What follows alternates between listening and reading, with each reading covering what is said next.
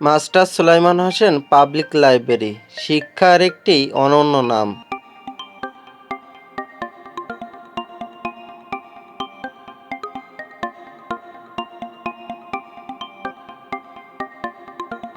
প্রতিষ্ঠানটি ছোট দেখতে মনে হলেও ভিতরে ঢুকলে বুঝতে পারবেন আমি একটি শিক্ষার মহাসাগরের ভিতরে চলে এসেছি।